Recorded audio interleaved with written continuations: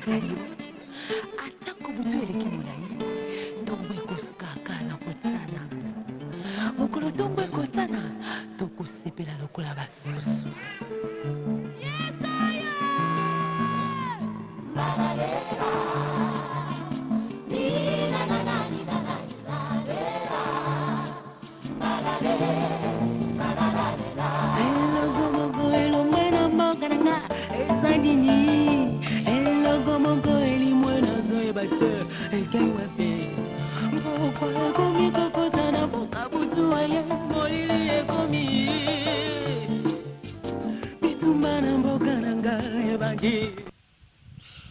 Bonsoir fidèles téléspectateurs, merci pour votre fidélité à votre mission Plan de Dieu pour la RDC.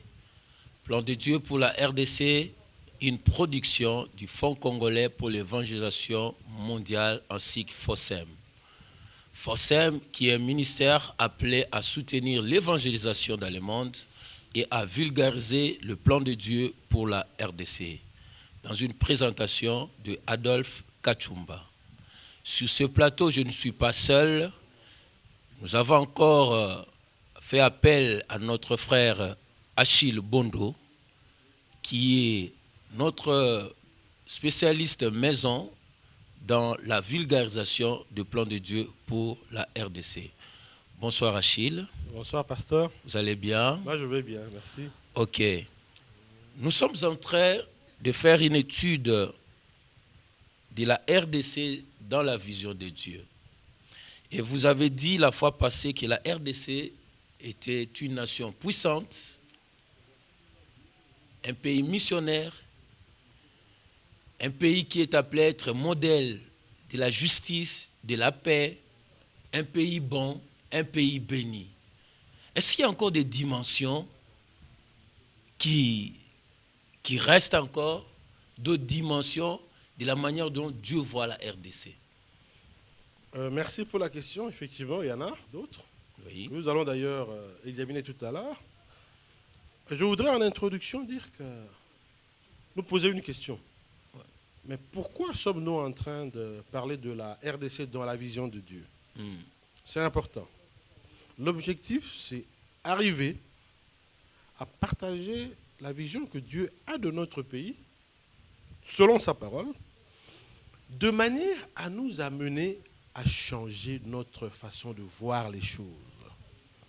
À connaître notre identité. À connaître notre identité, à connaître la volonté de Dieu pour notre pays. Et ce que vous venez de décrire là, oui, c'est ce que la parole de Dieu nous permet de discerner comme étant sa vision pour ce pays. Et donc, nous sommes appelés à vulgariser cette vision, à partager cette vision pour amener les Congolais à changer la manière de voir leur pays, pour qu'ils s'inscrivent dans cette vision et qu'ils travaillent en conséquence. Et je crois que même la fois passée, je vous ai posé une telle question. C'est pratiquement, c'est comme si le peuple congolais a une autre approche de leur pays par rapport à Dieu. Le peuple congolais voit leur pays autrement. Il suffit de voir la manière dont nous nous comportons, la manière dont nous parlons, la manière dont nous contribuons à la destruction de notre nation, oui, à tous les niveaux, pour comprendre que nous n'avons pas une vision de ce pays qui est conforme à la volonté de Dieu. Pouvons-nous connaître d'autres dimensions de la RDC dans la vision de Dieu? Parfait. Je vais encore prendre comme les autres fois, notre principal matériel didactique, notre outil pédagogique, c'est la Bible. Et nous allons lire dans Genèse au chapitre 2, du verset 10 au verset 13. Un fleuve sortait d'Éden pour arroser le jardin, et de là, il se divisait en 4 bras. Le nom du premier est Pichon, c'est celui qui contourne tout le pays de Havila où l'on trouve de l'or, d'excellente qualité, ainsi que le bdellium et la pierre d'onyx. Le nom du second fleuve est Guion. C'est celui qui parcourt tout le pays de l'Éthiopie. Nous sommes là en train de parler du jardin d'Éden dans la Bible. Pourquoi? Mais parce qu'à bien d'égards, la description que la Bible donne du jardin d'Éden correspond à la géographie physique du territoire sur lequel se trouve la RDC. En tout cas, nous allons voir. Première chose. Ce n'est pas vrai. Donc vous dites que la description du jardin d'Éden, Selon la tel Bible, que décrit dans la Bible, voilà. ça correspond particulièrement à la géographie physique de la RDC. Effectivement. Je ne vous apprends rien Oui. si je vous dis que l'Afrique est le berceau de l'humanité. Oui. C'est-à-dire que... Ça s'est prouvé même par la science. Ben voilà. Et donc, si l'Afrique est le berceau de l'humanité, Oui. donc l'espace où l'homme a habité en premier, c'est en Afrique. N'est-ce pas? Oui, oui. Et la Bible nous apprend que l'homme, le premier homme, a habité au jardin d'Éden. Donc le jardin d'Éden doit se trouver en Afrique. En Afrique. Et ça, il faut le savoir. Maintenant, essayons d'examiner quelques éléments. Premièrement, le pays de Avila, où on trouve de l'or, du bdellium et beaucoup d'autres matières. Mais le plus important, c'est le second fleuve qui traverse le pays d'Éthiopie. On parle bien du pays d'Éthiopie. Et l'Éthiopie se trouve en Afrique. Et donc vous comprenez très bien que le fleuve qui traverse le pays de l'Éthiopie, ce fleuve se trouve sur le territoire africain. Donc ce qui confirme très bien que l'Afrique est le berceau de l'humanité. Maintenant, essayons géographiquement de situer ce fleuve. Encore une fois, l'Éthiopie se trouve en Afrique subsaharienne. Et le fleuve qui traverse le pays d'Éthiopie, c'est lequel? Si nous connaissons la géographie de l'Afrique, Dites-nous un peu. c'est le Nil. C'est le Nil. Et le Ok. Nil blanc. Parce que le Nil a deux bras. Oui. C'est le Nil bleu. Il y a le Nil blanc Mhm. et le Nil bleu. Le Nil bleu part de l'Éthiopie et le Nil blanc part de l'Afrique centrale. Le Nil a sa source en Afrique centrale. Oui, oui. Et les deux se croisent, si vous voulez, les deux font jonction au Soudan pour former le Grand Nil qui traverse toute Ça l'Égypte remonte. et se jette dans la mer Méditerranée. Maintenant, ce qui est intéressant, c'est le premier fleuve qui contourne tout le pays de Avila. Connaissez-vous un fleuve au-delà de l'Éthiopie qui contourne un pays dans lequel on trouve des matières précieuses d'excellente qualité? Et là-dessus, je vais vous apprendre que la RDC a une variété de ressources minérales. Il y a des métaux lourds, il y a des métaux précieux, des matières précieuses, il y a des métaux rares, les terres rares, les métaux rares. Une variété de ressources. Et dans ce pays, Et on dit même que c'est même les tableaux de Mendeleev, tous les tableaux de Mendeleev se trouvent en RDC. en tout cas, tout ce que moi je peux vous dire, c'est pas pour rien qu'on appelle ce pays un scandale géologique. Et je n'en connais pas deux qu'on appelle scandale géologique. Parce qu'on trouve une variété. Il y a au moins 40 variétés de minerais dans ce pays. Il y en a même qu'on n'a pas encore découvert. Une variété. En tout cas, ceux qu'on a jusque-là identifiés, Oui. c'est au moins 40 types de minerais sur cette terre. Avec cette description, le fleuve qui fait le tour, tu sais que le fleuve fait le tour, et la boucle, c'est au nord, Oui. ça redescend vers l'ouest jusqu'à l'océan. Ça, c'est une description importante.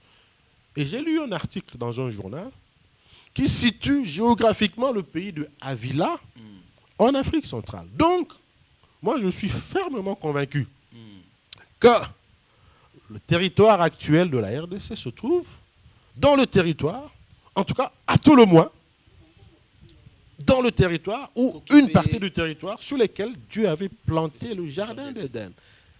Et une autre caractéristique du jardin d'Éden, c'est la richesse de la faune et de la flore. Qu'est-ce que nous manquons dans ce pays? Vraiment. Comme faune, comme flore. On vient de citer les ressources minières.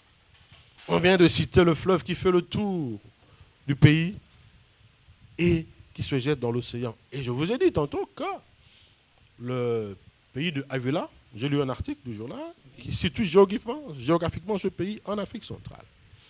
Et le second bras du fleuve, qui prend sa source en Afrique centrale et qui traverse le pays de l'Éthiopie. Et ce fleuve, selon les connaissances actuelles, c'est le Nil, qui a sa source en Afrique centrale. Et précisément le lac Victoria. Le lac Victoria lui-même a sa source dans le lac Édouard, qui se trouve à l'est de la RDC. Et vous comprenez très bien que cela a une grande signification. Maintenant, le jardin d'Éden, qu'est-ce que ça dit? Le jardin d'Éden signifie simplement le jardin de délices. C'est-à-dire un espace où il fait bon vivre. Voilà une autre dimension de la vision de Dieu pour notre pays. Il nous a donné un potentiel, un espace correspondant à celui du jardin d'Éden, du moins dans sa description physique, pour qu'on soit dans un pays où il fait bon vivre. Maintenant la question, est-ce qu'il fait bon vivre dans ce pays? Interrogez 10 jeunes garçons, 10 jeunes filles, pour leur poser la question, est-ce qu'il fait bon vivre dans ce pays? Ils vous diront qu'ils sont prêts à partir. À la première occasion, ils sont prêts à partir. Mais Dieu veut que nous puissions changer cette façon de voir les choses. Non, c'est pas pour rien que nous faisons de telles émissions, pour effectivement dire à ces jeunes-là, à tous ces Congolais qui sont prêts à partir ailleurs, que leur pays, c'est un pays où il fera bon à vivre un jour. Mais moi, je vous dis, avant de voyager à l'extérieur de ce pays, j'avais la même intention. Oui. J'avais le même projet. À la première occasion, quitter ce pays et aller vivre à l'extérieur, précisément en Europe. Et surtout ne jamais revenir. Surtout ne jamais revenir. Mais je vous dis sincèrement que Dieu a changé ma vision de voir les choses. Et même quand je sors du pays et que je suis à l'extérieur, en Europe ou ailleurs, je suis pressé de revenir dans ce pays. Pressé de revenir. Ah oui. Ah oui, absolument. Vous savez, Achille, la première fois que je suis allé au Bas-Congo, je me suis dit, je comprends pourquoi l'homme blanc ne voulait pas quitter ce pays. Quelle richesse de la faune, quelle richesse de la flore, quelle richesse. Mais vous trouvez des fruits, donc des espèces de fruits à chaque 10 kilomètres. Mais vous ne parlez que du Bas-Congo, mais allez à l'est du pays. Vraiment. Mais allez à l'est du pays. Allez dans la province orientale, allez à l'Équateur. Allez au Maniema, mais c'est extraordinaire. Mais pourquoi appelle-t-on, par exemple, la province du Nord Kivu, ou même du Sud, la Suisse de l'Afrique? Mais parce qu'il y a un climat qui, à bien d'égards, correspond à celui de la Suisse. Et il y a une végétation, et des cours d'eau que vous trouvez là-bas, et on trouve des cours d'eau dans toutes les parties de ce pays, et des cours d'eau admirables, des forêts luxuriantes. Et c'est vraiment, je vous dis, c'est vraiment le jardin d'Éden. Le jardin de délices que Dieu nous a donné. Voilà encore un élément de la vision de Dieu pour la RDC. Et nous-mêmes, Congolais, nous devons considérer ce pays de la même manière. Donc, il n'y a pas à se lamenter dans ces pays. À voir la description de la RDC, aujourd'hui, vous ajoutez une dimension qui est la description du jardin d'Éden est vraiment la description géographique de la RDC. Description avec le même potentiel et tout. Et richesse de la faune, de la flore, variété de minerais, présence de cours d'eau, et précisément d'un cours d'eau qui fait le tour, qui contourne tout le pays, et qui constitue d'ailleurs le symbole de l'unité de ce pays, le fleuve. Donc les Congolais sont appelés à être unis. Naturellement. C'est un secret de la force de ce pays. Aussi longtemps que nous sommes divisés, nous nous affaiblissons. Donc, chers amis, vous comprenez, nous sommes en train de faire une étude sur la manière dont Dieu voit la RDC. Nous sommes en train d'analyser comment Dieu est en train de voir la RDC contrairement à notre vision des choses, contrairement à notre façon de voir les choses. Et si vous voulez intervenir, le principe de l'émission était toujours simple, c'est faire un texto sur le numéro qui est au bas de votre petit écran et nous allons lire votre préoccupation. Vous pouvez aussi aller dans notre site, nous avons un site qui est bien écrit là-bas au bas de votre petit écran. Et vous pouvez consulter, il y a des documents que nous avons mis à votre disposition. Achille, est-ce qu'il y a encore d'autres dimensions Oui, il y a une autre dimension importante. De la manière dont Dieu voit la RDC. Qui a un contenu spirituel important, mais qui a aussi un contenu matériel important. C'est dans Ézéchiel au chapitre 5, Oui. verset 5. Verset 5 précisément. Ézéchiel chapitre 5, verset 5. Ainsi parle le Seigneur l'Éternel, c'est Jérusalem. Je l'avais placé au centre des nations et des pays d'alentour. Jérusalem veut dire maison de paix. Oui. Je l'avais placé au centre des nations. Si vous prenez la carte du monde, vous regardez, vous étudiez très bien cette carte, vous allez constater que la RDC est placée au centre du monde. Cela a une signification importante. Je l'avais d'ailleurs indiqué la dernière fois. Aujourd'hui, j'espère, on aura un peu plus de temps d'approfondir. Le centre. Quelle est la signification du centre? Le centre est un point de rayonnement. Quand nous avons appris la géométrie, c'est à partir du centre qu'on traçait des... Mais voilà. Ouais. C'est un point de rayonnement à la fois spirituel, mais également économique. Point de rayonnement spirituel en ce sens que la parole de Dieu, au temps de la fin, partira de ce pays vers les autres nations. Pour révéler aux autres nations que Dieu a un plan pour chacune des nations et quels sont les éléments de ce plan et comment faire pour revenir au plan de Dieu.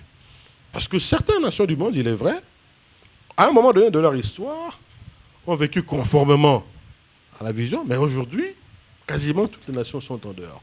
Il faut évangéliser les nations en apportant cette nouvelle. Il y a un renversement terrible. Renversement des valeurs et tout. Un renversement terrible. Et les conséquences sont là. Ouais. Point de rayonnement matériel, sinon économique. C'est-à-dire que ce pays a la vocation d'être une plaque tournante en matière de commerce international, d'être un carrefour commercial, mais également un carrefour culturel, à partir de la variété de langues que nous avons. Je suis allé une fois en Afrique australe. On était dans une réunion où on discutait d'un accord commercial. À un moment donné, la délégation qui se trouvait en face de nous, ils devaient se concerter, nos homologues, et ils se sont mis à parler dans leur langue. Ils ont parlé, et puis après, ils devaient traduire pour nous. C'est un pays anglophone. Un membre de notre délégation a dit, mais il ne sert à rien de traduire, parce que votre langue, je la comprends parfaitement. Elle est similaire à la langue que je parle dans mon village. C'est pas vrai ça. Et je vous assure, c'est un directeur, il était directeur, je crois qu'il est retraité maintenant, il était directeur au ministère des Affaires étrangères, et il a traduit textuellement exactement tout ce que nos homologues de ce pays avaient dit, et ils en étaient étonnés. Donc un autre élément que Dieu nous a donné, une autre richesse, c'est la variété de langues. C'est vraiment une richesse. C'est la variété de langues. Avec ces langues, on peut communiquer pratiquement avec tous les pays d'alentour. Donc là, si je comprends bien, dans la vision, dans la pensée de Dieu, comme Dieu veut que les Congolais, qui doivent faire le travail d'aller évangéliser à ces temps de la fin, avec cette multiplicité de langues, donc ils peuvent aller même partout, dans des coins où ces langues sont parlées et ils vont s'exprimer aussi aisément. Vous avez parfaitement compris. C'est ce qui s'est passé à la Pentecôte. Les apôtres se sont mis à parler en plusieurs langues et ils se sont fait comprendre de tout ce qui était là. Chacun attendait à sa langue. L'évangile dans sa propre langue. Et ils en étaient même étonnés. Ah oui. Vraiment. Voilà un don merveilleux que le don de langue, la variété de langues. Quelle diversité, quelle richesse culturelle. Donc ce pays, dans la vision de Dieu, a également cette vocation. J'étais à Nairobi dernièrement. Il parle le Swahili, comme nous. Oui. Donc si on ne comprend pas l'anglais, mais du moins les on Swahili, peut parler Swahili. On communique bien avec nos frères kenyans. Ouais. C'est ça. Et on peut multiplier les exemples comme ça.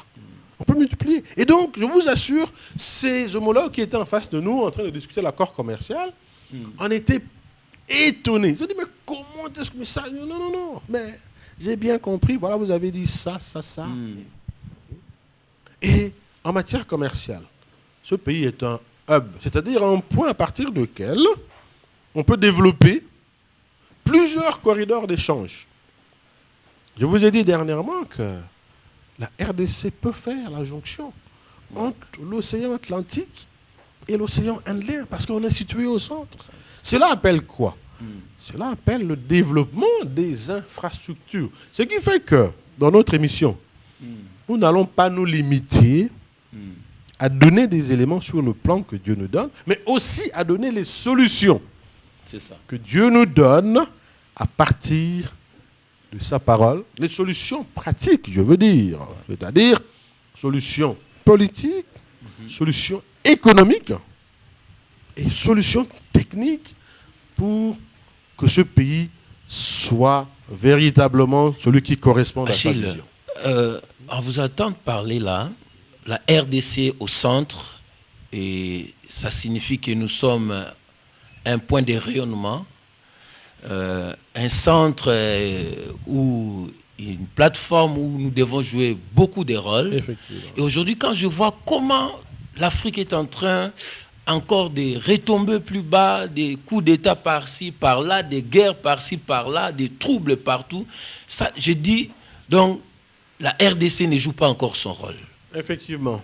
Et tout ça, c'est peut-être la cause de la RDC. Effectivement. Nous avons une très grande responsabilité. Vous savez, quand nous sommes en face d'autres homologues africains, soit dans des réunions, soit dans... Mais c'est presque avec insistance que nos homologues, nos amis nous disent, mais que la RDC occupe enfin sa place. Parce que vous attend. Mais oui. On vous attend. Mais oui. Mais occupez au moins votre place pour que les échanges se développent, pour que vos ressources puissent enfin servir aussi au développement du continent, pour que ce continent puisse jouer son rôle dans le monde. Et ils le disent avec insistance. Avec insistance. En disant, nous attendons la RDC.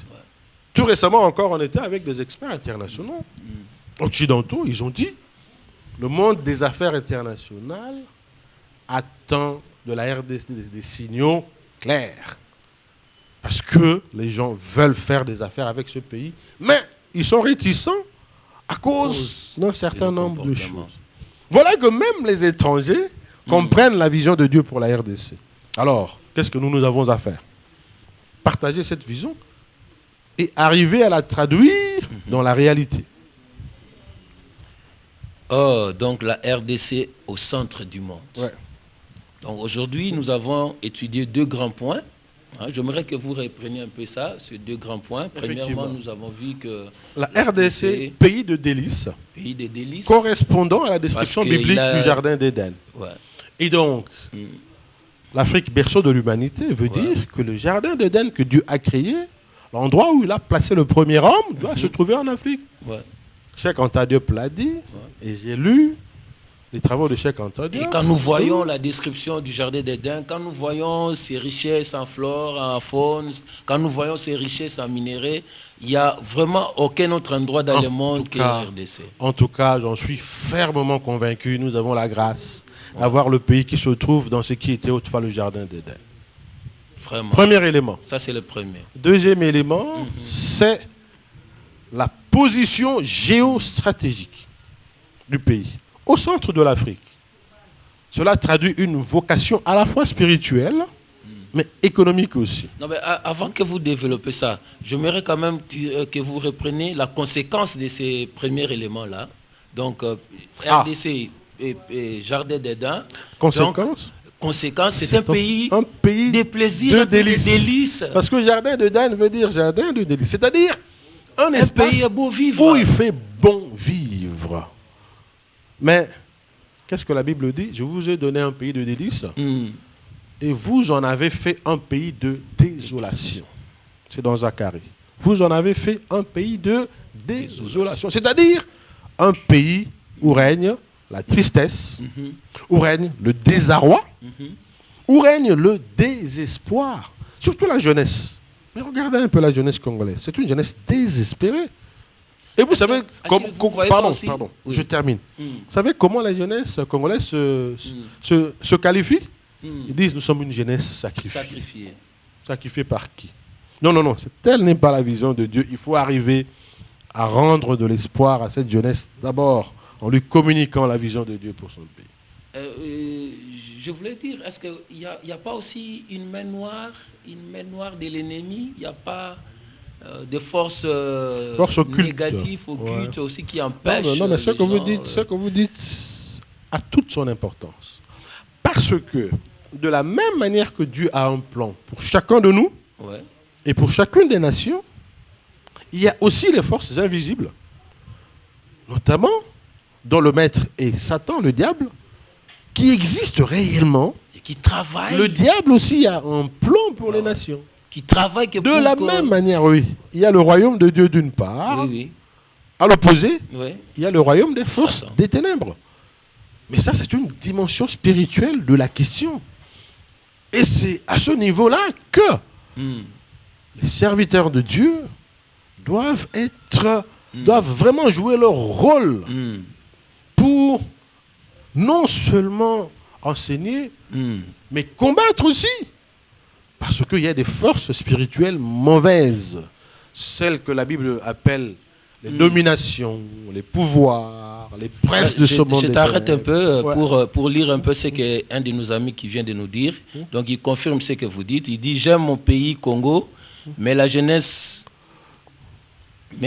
congolaise n'est pas sacrifiée, mais c'est nous les jeunes qui ne sont pas bons, de la part des Bolekale. Très bien. Il confirme un peu ce que vous êtes en train de dire. Non, mais très bien. Et donc, je suis content que ce jeune réagisse de cette manière. Et donc, à son niveau déjà, il doit prendre conscience qu'il a un rôle à jouer important, qu'il doit changer sa façon de voir les choses, et il doit amener d'autres jeunes à avoir la même vision de la RDC que lui. Et le deuxième élément, c'est ce dont je parlais, donc c'est carrefour commercial et culturel.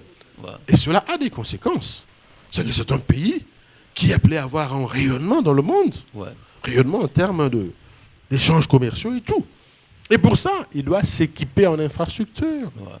J'ai parlé dernièrement des plateformes logistiques qu'il faut avoir pour permettre des échanges entre le nord et le sud de l'Afrique, entre l'est et l'ouest de l'Afrique, et avec le reste du monde. Dis un mot pour ces jeunes qui nous suivent maintenant. Très bien. Moi, j'aime très bien. Moi, je suis très en contact avec les jeunes.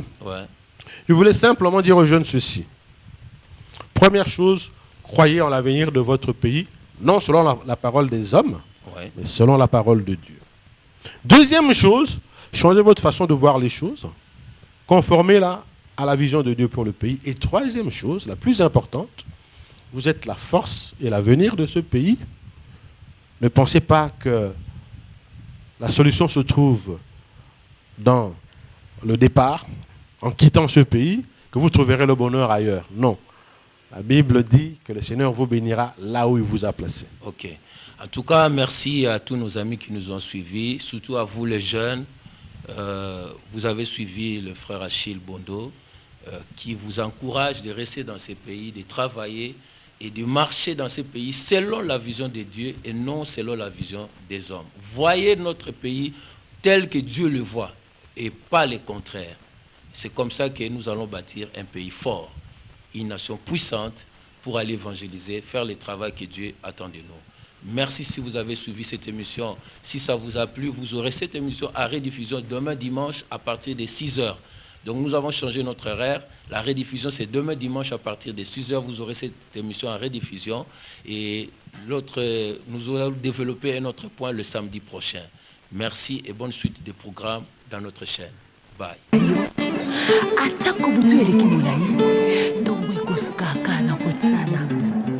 mokolo tongo ekotana tokosepela lokola basusu yesaya balalera ni na na na ni na na ni balalera balalera elogo mogo elomwena mbokananga esandini elogo mogo elimwena zoebate ekaiwape pourquoi komi kokotana bokabutu aye molili ekomi bitumba na mboka nanga ebandi